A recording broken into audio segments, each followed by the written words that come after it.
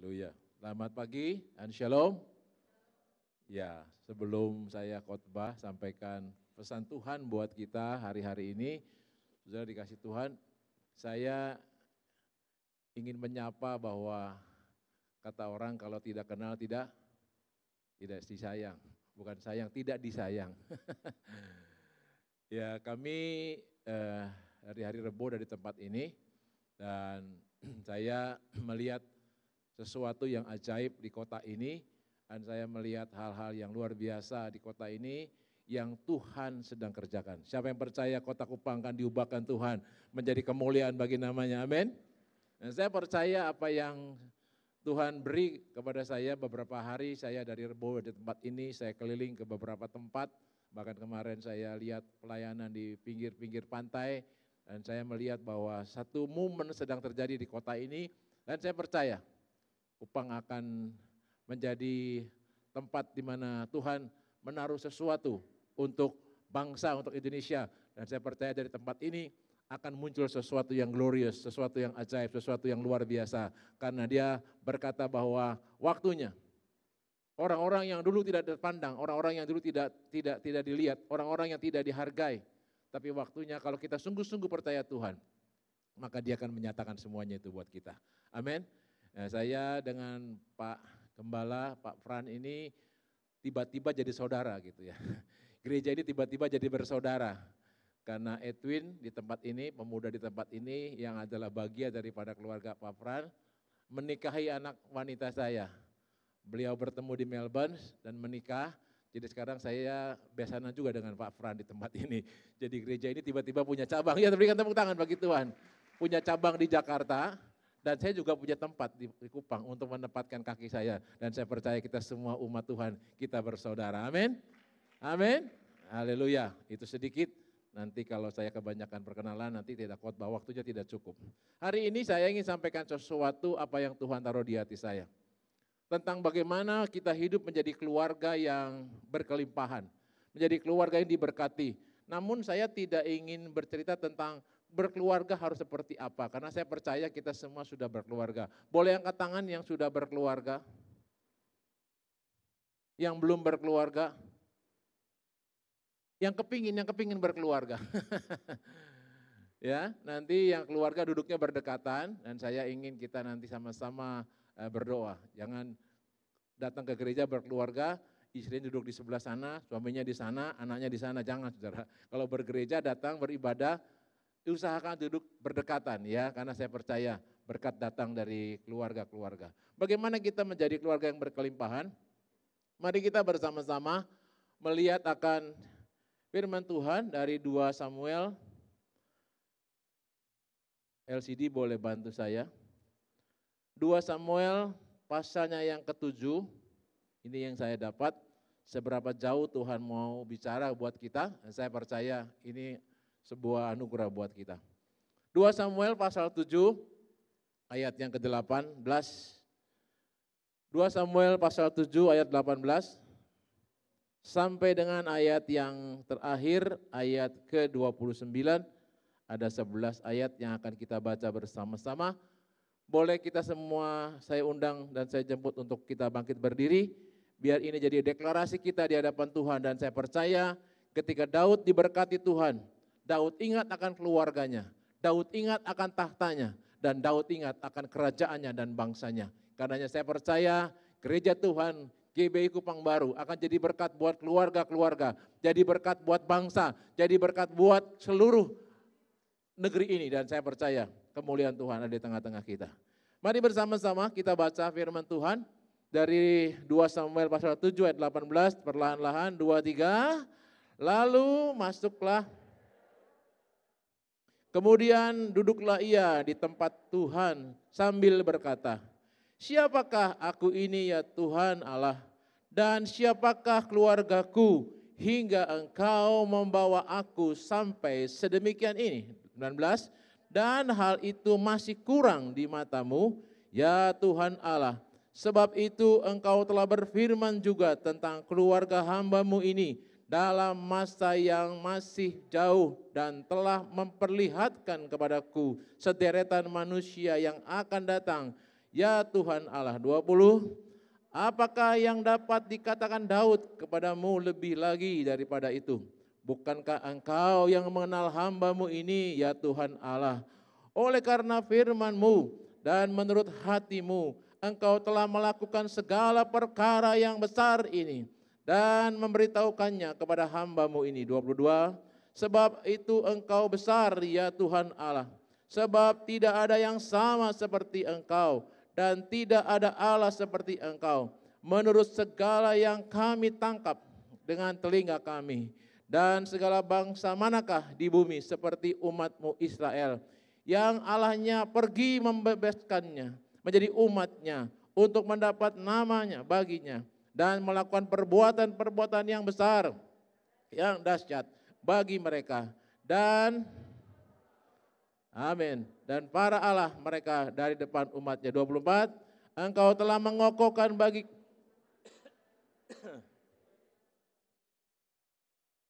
dan engkau ya Tuhan menjadi Allah mereka. 25, dan sekarang ya Tuhan Allah, tepatilah untuk selama-lamanya janji yang kau ucapkan mengenai hamba-Mu ini.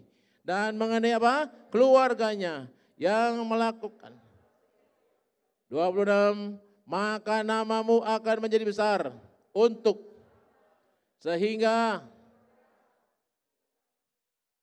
Allah Israel, maka keluarga hamba-Mu ini akan tetap kokoh di hadapan-Mu. 27, sebab engkau Tuhan yang menyatakan kepada hamba-Mu ini, demikian, aku akan membangun keturunan bagimu. Itulah sebabnya hamba-Mu ini memberanikan diri untuk memanjatkan doa ini kepadamu. 28, oleh sebab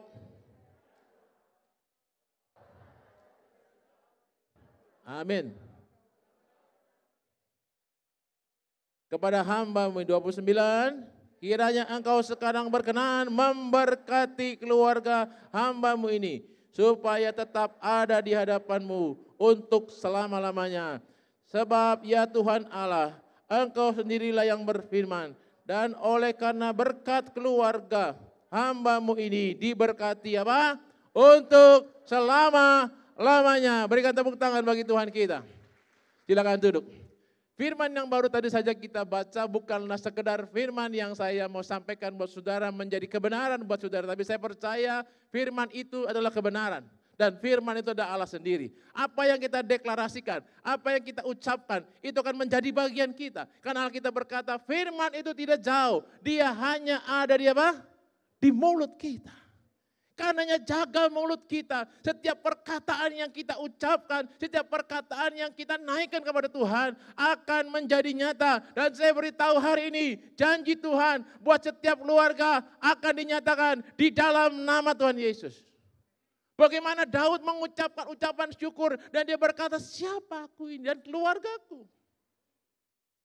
Saya percaya hari ini keluarga yang datang dan mungkin yang streaming, yang nonton di rumah atau mungkin pengulangan khotbah nanti. Saya percaya apapun yang kita ucapkan, apapun yang kita dengar, apapun yang merasuki kita. Atau dengan kata lainnya mempengaruhi akan hidup kita.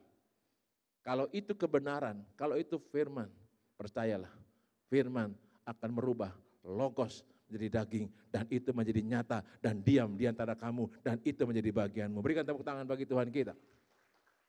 Nah, saudara, apa yang tadi kita ucapkan dan yang Daud ucapkan. Kalau kita baca di perikop sebelumnya, Daud menerima kemenangan-kemenangan dari peperangan yang dia alami. Karena gak cukup waktu dan hari ini kita gak belajar teologi. Tapi saya ingin sampaikan pesan Tuhan, apa yang Daud alami, dia mengalami kemenangan yang luar biasa. Karenanya tahun ini di tema besar di gereja kami melayani, saya beri tahun kemenangan. Sejak awal masuki tahun, perpindahan tahun, saya selalu bikin ibadah untuk mengevaluasi tahun sebelumnya dan mempersiapkan diri. Sebab saya percaya, apa yang kita siapkan yang terbaik akan kita terima. Ada banyak orang menginginkan sesuatu yang terbaik, tapi dia nggak persiapkan yang terbaik. Karena sebuah persiapan menentukan hasil. Atau ada lagi orang yang berkata begini, saya ingin dapat yang bagus Pak, saya ingin yang hebat, tapi mengerjakan yang sama. Einstein berkata bahwa hanya orang gila mengerjakan pekerjaan yang sama dan ingin hasil yang berbeda. No, Tidak ada sesuatu yang berbeda, tidak ada sesuatu yang luar biasa, tidak ada sesuatu yang hebat, tidak ada kemuliaan kalau kita hanya duduk dan mendengar saja. Do it something, buat sesuatu. Sebab apa yang kau persiapkan, apa yang kau inginkan, apa yang kau janjikan, apa yang kau mau kepada Tuhan, apa yang menjadi hope-mu, harapanmu di tahun yang ke depan, engkau harus ekspektasikan itu dan engkau harus kerjakan. Jangan hanya termangu-mangu, melongo, berdoa, menantikan anugerah Tuhan di bawah pohon jambu yang datang bukan berkat, petir. Ayo semangat. Karena saya melihat bahwa apa yang terjadi 2 tahun lebih ini, bukan hanya di Indonesia, di seluruh dunia chaos. Hanya 2 yang saya doakan dan saya mendapatkan. Adanya perubahan dalam keluarga, adanya perubahan dalam gereja. Hari-hari ini kita membaca berita bahwa adanya pandemi selama 2 tahun ini banyak keluarga bercerai. Karena tidak ada pekerjaan, karena nggak ada bisnis, nggak ada keuangan, nggak ada finance. Situasi begitu sulit mencekam, situasi begitu tidak memungkinkan. Sehingga keluarga tidak tahan lagi. Gereja juga sama, hari-hari ini berteriak. Saudara dikasih Tuhan, hari-hari ini gereja sedang diuji. Bukan kalau kita berkata pengujian pertama kali datang dari rumah Tuhan. Dan kalau hari ini kita melihat apa yang terjadi, saya percaya hanya gereja-gereja yang eksis, yang membara, yang masih punya api menyala, tidak akan pernah dihentikan. Karena tidak bisa memberhentikan kita. Kita berdiri kokoh atas kebenaran dan saya percaya Yesus Raja segala raja akan datang kedua kalinya menjemput kita dan mempersiapkan mempelai gerejanya. Yaitu kita dan keluarga kita. Saudara dikasih Tuhan, apa yang hari ini kita baca dan kita renungkan, dan saya mau berkata bahwa akan dimulai dari sebuah keluarga, akan dimulai dari sebuah kegerakan yang ada. Tapi saya ingin melihat bahwa keluarga-keluarga yang sehat akan berdampak kepada gereja yang sehat. Kalau gereja sehat, bangsa sehat, saya percaya Indonesia sedang ditudungi oleh Tuhan dan dijaga luar biasa. Indonesia termasuk negara yang tidak mengalami krisis di tengah-tengah pandemi. Kita bersyukur punya presiden yang luar biasa. Kita bersyukur punya orang-orang hebat yang masih cinta akan Indonesia. Saya bersyukur dan saya percaya Indonesia akan segera bangkit. Kita akan alami krisis, tapi saya percaya Indonesia akan jadi berkat bagi bangsa-bangsa. Indonesia akan menjadi ternama. Karena di Indonesia ada nama Tuhan. Karenanya jangan takut. Mari keluarga-keluarga berdiri. Nah hari ini saya mau berkata bahwa apa yang Daud sampaikan karena dia berkemenangan, dia mengucap syukur karena keluarganya. Apapun ceritanya, keluarga adalah barisan paling penting.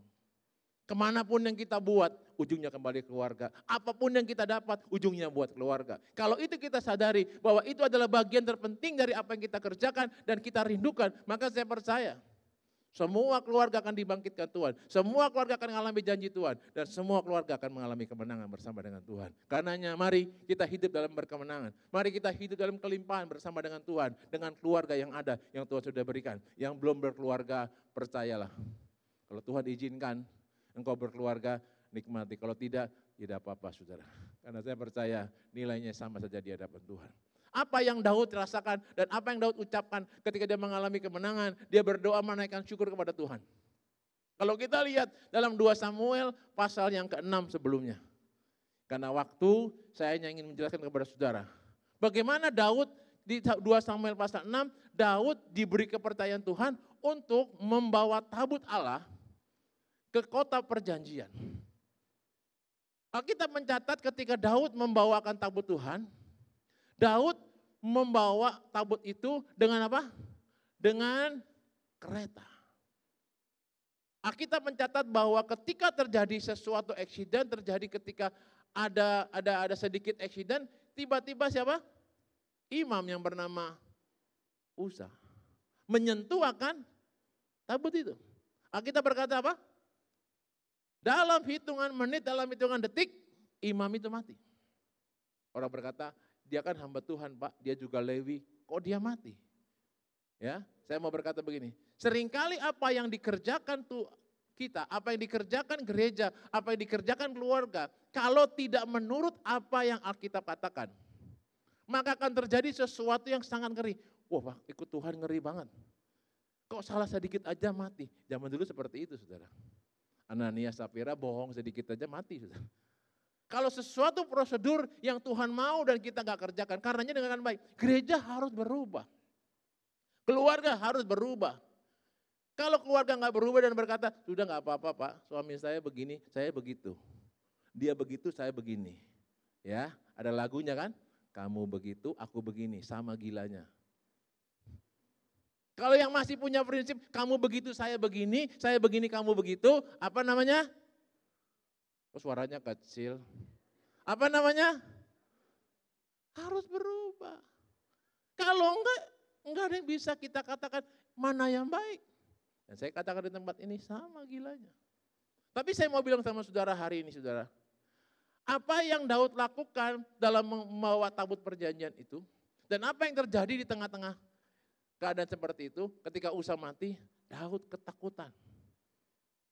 Alkitab mencatat Daud ketakutan. Kemudian Daud apa? Menyerahkan tabut itu kepada siapa? Obed-Edom. Dibawanya tabut itu ke rumah Obed-Edom. Singkat cerita bahwa Obed-Edom menerima begitu saja dan akhirnya Obed-Edom diberkati. Saudara dikasih Tuhan, yang pertama saya ingin melihat bahwa kemenangan Daud, yang pertama dan keluarganya adalah karena Daud menyadari akan hal-hal yang lama, pola yang lama, pekerjaan yang lama, hal-hal yang lama yang dia kerjakan. Tapi itu tidak menyenangkan Tuhan dan itu bahkan membuat Tuhan menjadi marah. Dengan kata lain, kalau kita ingin memasuki tahun ke depan, kita ingin melihat mulai hari ini ada perubahan di keluarga kita dan di gereja kita. Jangan pernah gunakan cara, metode atau pola yang lama dan seperti yang kita mau atau seperti yang orang lain mau. Seringkali paling gampang kalau cari apa-apa susah, buka Google. Copy paste, nyontoh sana, nyontoh sini. Saya beritahu, kadang-kadang apa yang di handphone yang kita berkata, oh kalau sakit asam urat makannya ini. Saya beritahu, tidak semuanya yang orang post ya di berita tentang bagaimana mengobati asam urat itu benar. Karena ada teman-teman saya kadang-kadang yang nakal, iseng gak ada kerjaan, buka kulkas, ada yogurt, ada apa, dia campur-campur, dia minum. Atau dia bikin ramuan seperti maunya dia sendiri. Dia unduh ke YouTube. Orang berkata, oh kalau makan asam urat, kata dia kayaknya gini-gini. Padahal itu asal-asal dia buat aja. Jadi jangan percaya kepada apa yang di luar. Jangan percaya kepada apa yang ada. Tapi mari belajar dari kebenaran. Saudara yang dikasih Tuhan, Daud akhirnya belajar bahwa apa yang lama, apa yang biasa dia lakukan, dan dia nggak bertanya kepada Tuhan, dan mengakibatkan sebuah kematian, sebuah hal yang mengerikan. Dengan cepat saya berkata bahwa poin yang pertama untuk mengalami gereja menang dan keluarga yang menang, kita harus merubah paradigma kita. Kita harus berubah akan cara pikir kita. Kita harus berubah akan mindset kita. Supaya apa? Supaya kita bisa melihat bahwa tuntunan Tuhan itu terjadi buat kehidupan kita. Dengan cara apa? Kita harus merubah atau kita harus memiliki yang namanya new level of understanding. Kalau kita ingin melihat gereja berubah, keluarga berubah, keadaan kota ini berubah, mari kita harus berubah. Karena hanya ada orang yang berkata begini, mau berkata begini, ya orang lain boleh berubah, saya nggak usah berubah. Sudah dikasih Tuhan kalau kita berubah, istri di rumah berubah, anak-anak berubah. Kalau kita berubah, suami berubah, anak-anak berubah. Saya beritahu, kucing anjing di rumah pun ikut berubah. Perubahan dimulai dari mana? Dari diri kita sendiri. Jangan kita harap orang berubah sama seperti kita. Enggak bisa.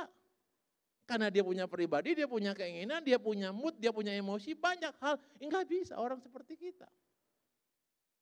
Kalau kita ingin mengubah orang, enggak akan pernah ada apa-apa. Tapi kalau kita ingin melihat sebuah perubahan, mari kita belajar mengubah diri.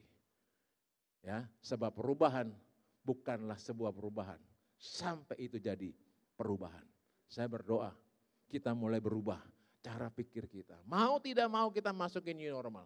Mau tidak mau situasi dagang akan berubah. Mau tidak mau keadaan ekonomi berubah. Mau tidak mau cara dagang kita berubah. Ini sebuah perubahan.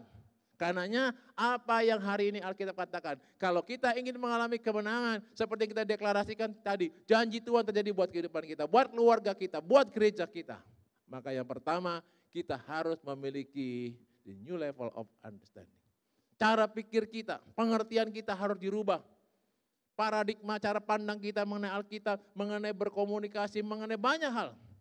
Kita mengalami perubahan. Sebab jika tidak, kita akan ada tempat di tempat. Keadaan sedang berubah, situasi sedang berubah. Negara yang paling canggih hari ini adalah negara China yang sedang berubah luar biasa. Ini negara yang sangat hebat dan luar biasa. Dan saya percaya sebuah perubahan akan terus terjadi dan terus terjadi. Kita harus update Bapak Ibu. Dalam berkeluarga kita harus update, dalam pelayanan kita harus update. Zaman dulu nggak ada mimbar kayak gini kan. Gereja zaman dulu mimbarnya besar, duduknya pendeta cuma kelihatan kepalanya aja. Zaman sekarang nggak pakai mimbar kadang-kadang khotbah.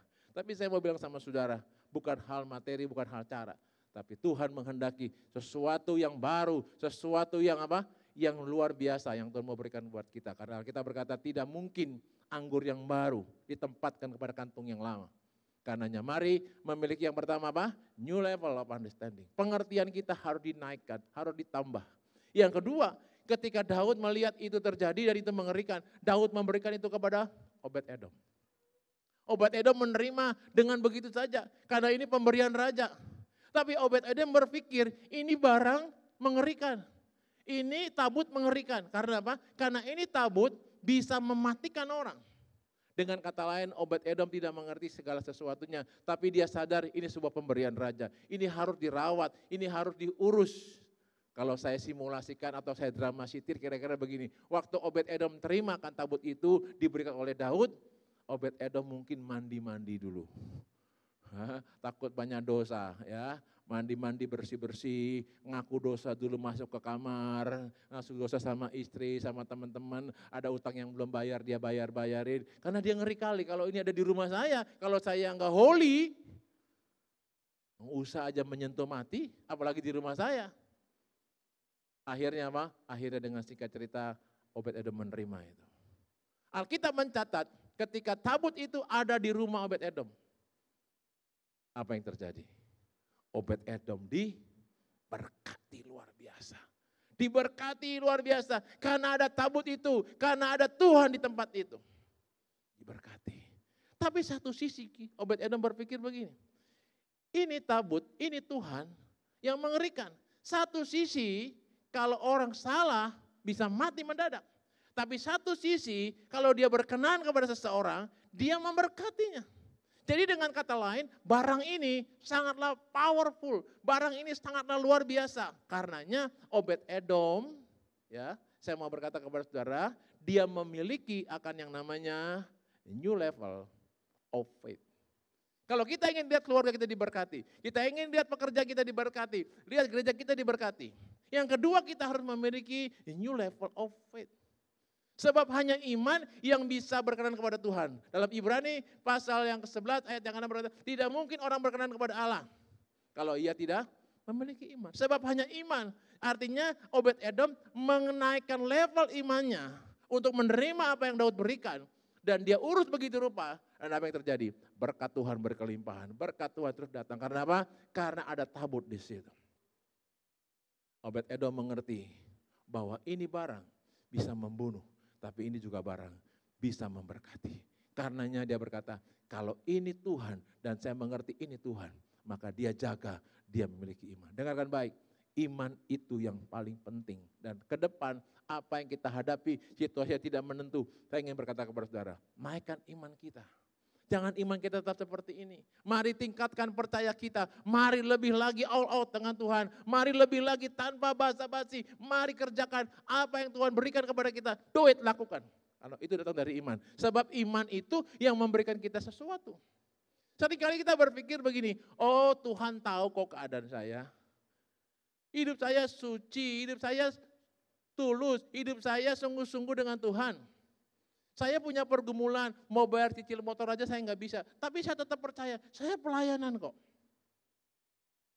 Saudara dengar Tuhan, dengarkan baik. Tuhan nggak pernah tertarik dengan kebutuhan kita. Tuhan nggak pernah tertarik dengan sakit penyakit kita. Tuhan nggak pernah tertarik dengan keadaan kita. Dan kita melo, kita berkata begini, nggak apa-apa, saya nggak apa-apa. Tuhan tahu kok, nanti Tuhan tolong. Bukan seperti itu.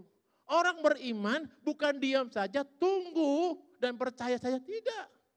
Yakobus berkata iman tanpa perbuatan Hakikatnya adalah mati. Kita harus beriman, naikkan level iman kita. Dan mari percaya bahwa apa yang kita kerjakan itu jadi buat tangan kita. Jangan keadaan sulit, misalnya ya maaf bicara suami di PHK, istri nggak bisa apa-apa. Mari kreatif. Di pertemuan-pertemuan doa di tempat kami melayani, saya selalu dorong. Istri-istri yang bisa bikin gado-gado, bisa bikin kue, bikinlah di rumahmu, gak usah punya toko sekarang. Kau masukkan di posting, di YouTube kah, di Instagram kah, kan murah semua itu. Gojek bisa datang ke rumah kita, walaupun rumah kita di belakang kali. Saya bilang buat sesuatu. Ini iman harus dinaikkan, dibuat sesuatu oleh tangan kita, dikerjakan. Maka saya percaya, hari-hari ini ada banyak orang, ya. Dan saya kalau belanja sesuatu, ya anak-anak belanja lewat GoFood, gitu, saya tanya, ini makanan kok enak, Bapak belinya di mana? Namanya ini, oh ini warungnya di belakang gang, belok kiri, belok kanan, turun ke pinggir kali, di situ ada pohon pisang, nah tokonya di situ. Di rumah, ternyata jual nasi uduk, enak sekali. Jadi sekarang nggak perlu punya gerai, Pak harus punya modal dulu kan, harus punya toko, sekarang nggak perlu. Belajar sesuatu. Kalau kau ingin diberkati Tuhan, naikkan new level of understanding. Punya level yang baru tentang pengertian akan kebenaran firman Tuhan. Karenanya jangan pernah lupa baca firman Tuhan. Di gereja tempat kami melayani, kita bikin grup untuk baca firman Tuhan. 1 hari 2 pasal. Ini kita udah lebih dari 5 kali selesai baca Alkitab. Tahun lebih selesai. Dan saya mau berkata kepada saudara, kalau kita kenyang kebenaran firman Tuhan, kita mengerti akan kebenaran firman Tuhan, kita menghidupinya. Maka Allah akan bekerja berdasarkan firman, berdasarkan iman kita. Dan Allah tidak bekerja bukan karena melihat kebutuhan kita. Dengarkan baik, jangan pernah harap Tuhan karena Tuhan memberikan belas kasihannya kepada kita. Karena kita berkata Tuhan tahu kok pergumulan saya. Memang tahu, tapi persoalannya dia mau gak nolong kita. Tuhan tahu persoalan ibu, tapi persoalannya dia mau gak menolong persoalan ibu. Yang membuat Tuhan mau dan bergerak untuk melakukan apa yang menjadi kebutuhan ibu. Karena apa? Karena ada iman, karena ada hal yang luar biasa. Wanita yang pendarahan 12 tahun, enggak tunggu, darahnya sudah habis, uangnya sudah habis, mungkin saya lihat badannya sudah kering. Tapi dia percaya ketika Yesus lewat, dia enggak tunggu, dia maju di antara orang banyak. Dia jamah jubah Yesus, dia berkata, asalku jamah saja ujung jubahnya, itu iman. Buat sesuatu, karena iman dibutuhkan. Dengan apa? Dengan kesungguhan, dengan kegigihan.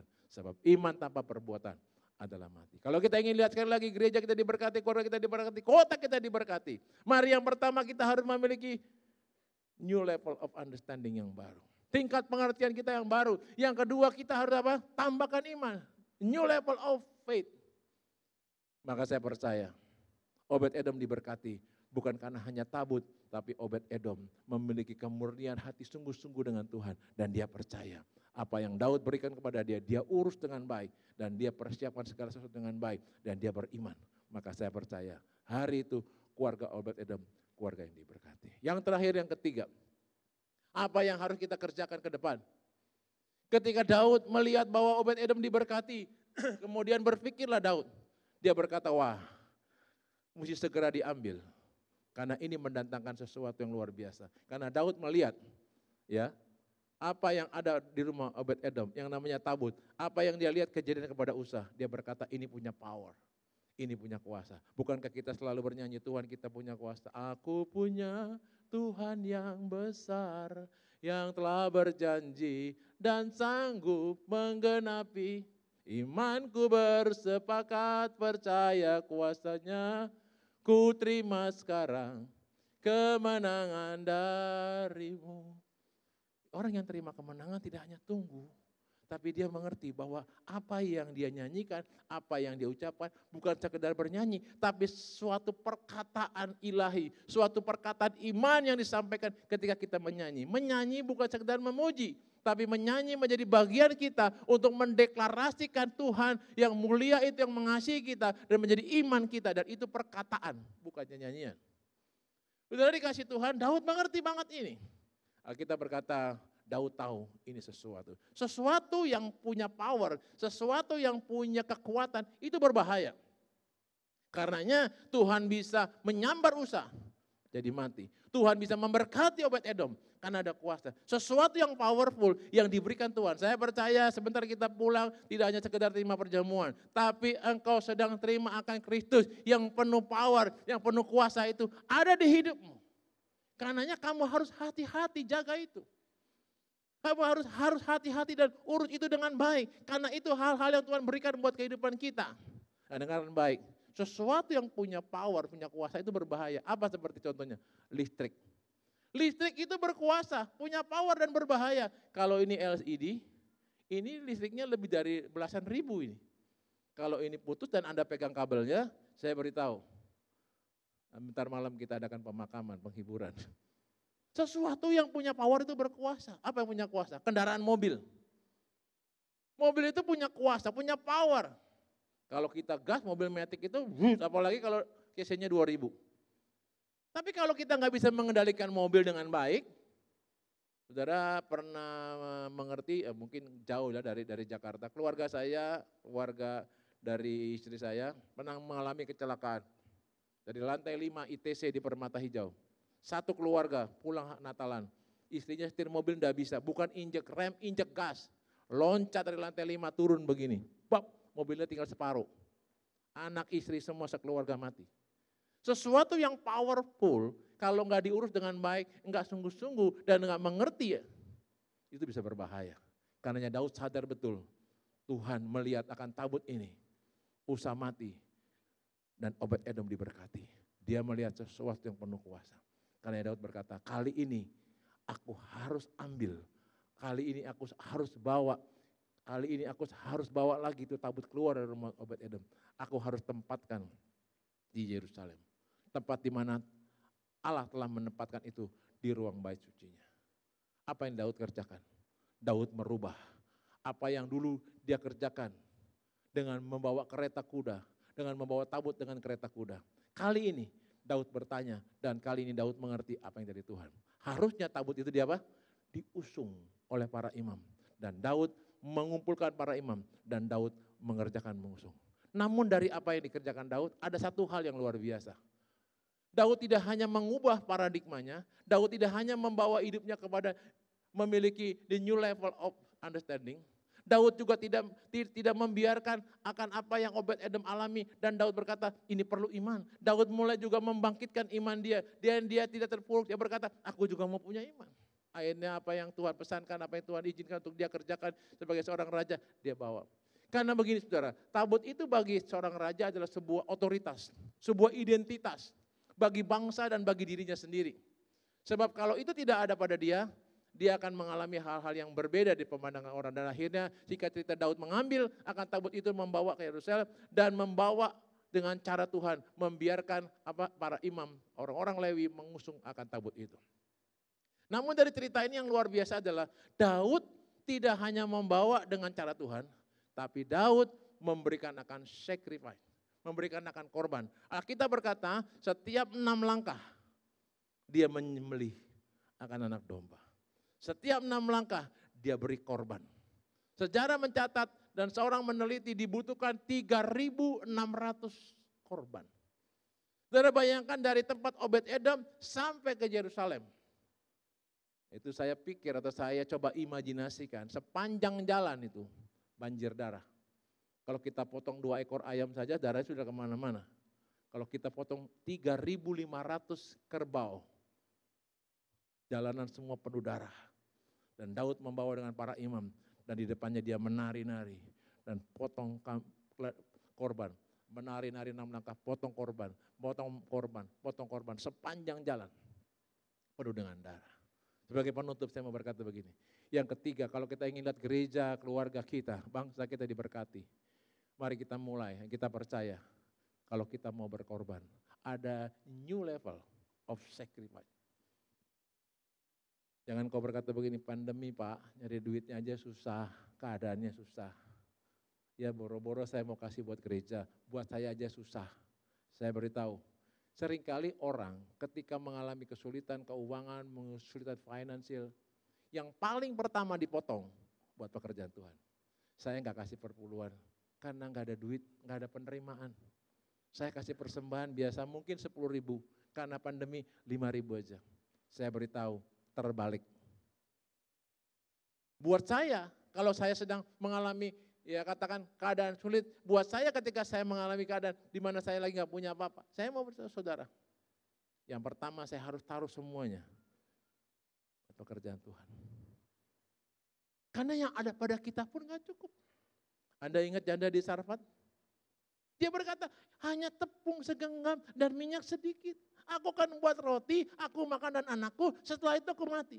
Elia berkata, no, berikan dulu buat aku. Apa yang kita katakan? Janda itu memberi. Buat Tuhan, buat pekerjaan Tuhan. Korbankannya. Alkitab berkata, tepung tidak pernah berkurang, minyak tidak pernah habis. Karena kita punya Tuhan yang powerful, punya Tuhan yang maha kuasa, punya Tuhan yang mengasihi kita, punya Tuhan yang siap memberkati keluarga-keluarga yang datang hari ini. Saudara dikasih Tuhan, mari miliki hari ini new level of understanding. Saya undang para pemusik maju ke depan. Yang kedua, mari miliki new level of faith.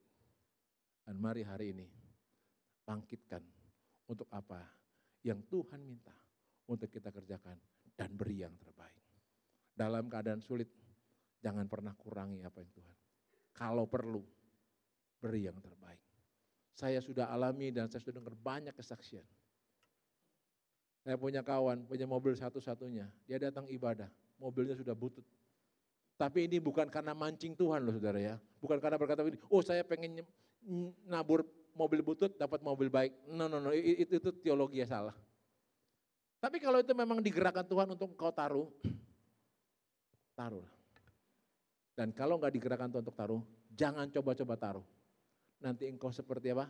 Seperti Daud dengan Usa. Tapi saya percaya, kalau sesuatu yang Tuhan minta dan engkau enggak pernah tahan, di tengah-tengah kesulitan, kau beri. Yesus berdiri di hadapan umat yang datang beribadah dan memberi persembahan. Dan ketika ibu janda yang miskin memberi persembahan, Yesus berkata, ibu ini telah memberi yang paling baik dan yang paling banyak di antara kalian. Karena bukan hanya itu yang diberi, dia beri apa? Seluruh hidupnya, persembahannya sedikit, tapi itu nilainya besar. Maria seorang pelacur yang diubahkan Tuhan.